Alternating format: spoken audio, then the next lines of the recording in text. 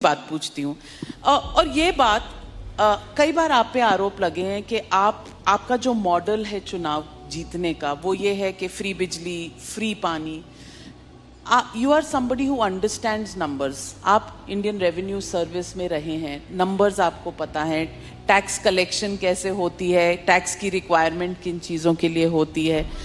क्या ये फ्री के जो पॉपुलिस्ट बांटने की इलेक्शंस के दौरान जो ये एक आदत सी पॉलिटिकल पार्टीज में बन गई है, क्या ये लॉन्ग टर्म सस्टेनेबल है? क्या ये गुड पॉलिटिक्स है? बहुत अच्छी पॉलिटिक्स है, सबको करनी चाहिए।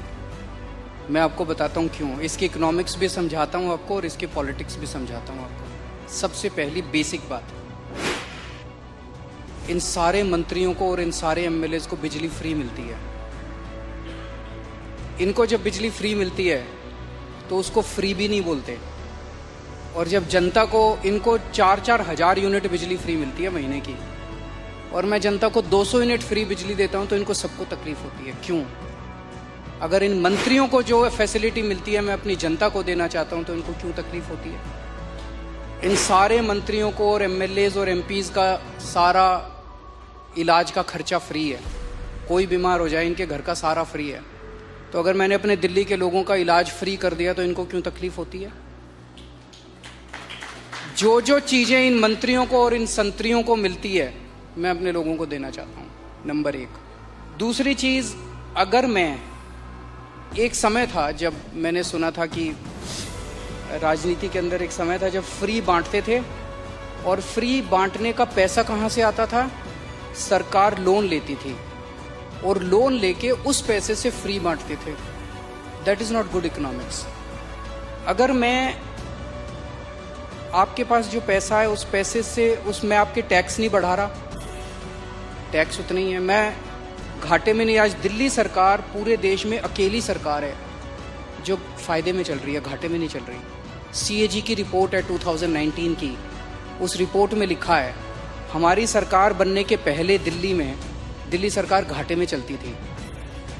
हमारी सरकार बनने से तब से लेके आज तक दिल्ली सरकार अकेली सरकार है पूरे देश के अंदर जो फायदे में चल रही है। मैं सरकार फायदे में चला रहा हूँ, मैं कोई नया टैक्स नहीं लगा रहा, मैं कोई लोन नहीं ले रहा। अगर मैंने करप्शन खत्म करके, पैसा बचा के लोगों को अगर सुविधाएं दे दी तो क्या बुरी बात की? तो दिस इज गुड इकोनॉमिक्स। और तीसरी चीज, पर ये मिरेकल होता कैसे? मैं एक छोटा सा एग्जांपल देता हूं। जैसे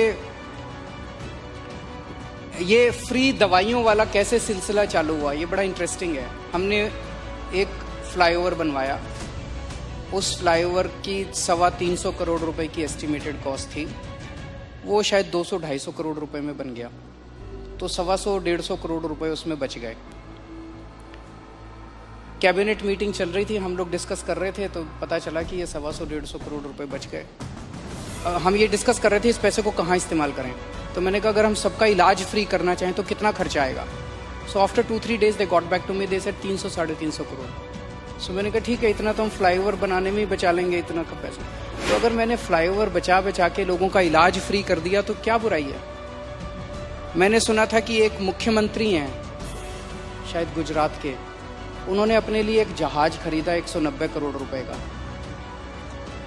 मैंने लिए अपने जहाज नहीं खरीदा, मैंने दिल्ली की सारी अपनी माँ बहनों का डीटीसी बसों में किराया मुफ्त कर दिया, 150 करोड़ का खर्चा आया। बताओ क्या बुराई है? So good politics and good economics, ये कर रहे हैं हम लोग। तो आपके पास ये कौन सा ऐसा फॉर्मूला है जिससे आप फ्री में भी देते हैं फिर भी आपकी सरकार जो है वो घाटे में नहीं, फायदे में है? ईमानदारी, सही नियत, बस, और कुछ नहीं है। मैं बहुत छोटा हूँ, मेरा एक्सपीरियंस भी बहुत छोटा है, लेकिन मेरा 5-7 साल का सरकार चलाने का एक्सपीरियंस ये कहता है कि किसी भी सरकार में पैसे की कमी नहीं है। मैं ब्लैंकेट स्टेटमेंट दे रहा हूँ, किसी भी राज्य सरकार में और किसी भी केंद्र सरकार में पैसे की कमी नहीं है, नीयत की कमी है।